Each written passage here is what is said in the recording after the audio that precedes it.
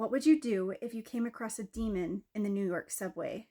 In episode 99 of the Seance with My Siblings podcast, Courtney of the Jaunty Haunts podcast shares her experience. What about your scariest story? One was like a literal demon, the only full-bodied demon I've ever seen in my life on the New York subway. Oh, like I don't want to hear the demon one, but like I really I want kind to of want to hear hear the the demon one. one. So in New York, I was working as a florist. I loved it. I absolutely loved working with flowers, making arrangements. It was very fun. But I worked in the West Village, which was like very cool, very haunted place. And it had just been a rough day. There was a lot of heat, a lot of weird energy. I feel like we were like within that 3-day round of a full moon.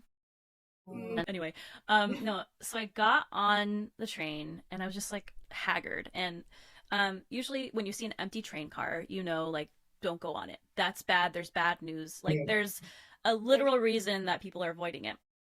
But I was so tired.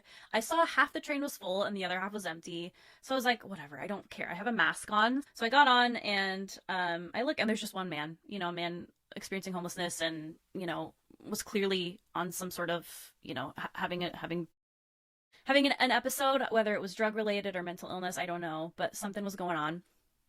And I looked down and I had like one headphone in because I just used one listening to music or a podcast. And then I hear next to me like a family talking. Like it was like, no, honey, you can't say that. Come on, daddy, please. Like I heard like all these and I was like, and I like looked, it's the man. He has like 6 voices coming out of him. I've seen others. Oh no. And I like look at the other side of the train and everyone is like, and like this is New York. Like people mind their fucking business. And you could tell they were like unsettled. Everyone on the train was like staring either at him or like on the ground in his direction. I was like, okay.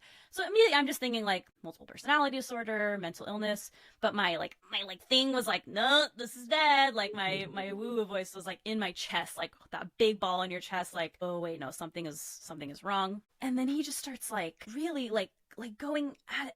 It was almost like the same visceral feeling as like in a horror movie where you hear that like violin string. It was like truly something I've never seen. But it was a full entity, like a full body.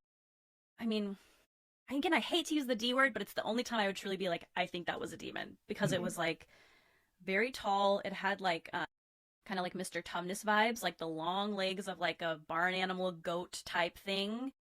Really long legs, and then top half human man. And then the head was like a skull of a horned animal, like the skull of a deer with these huge horns coming up.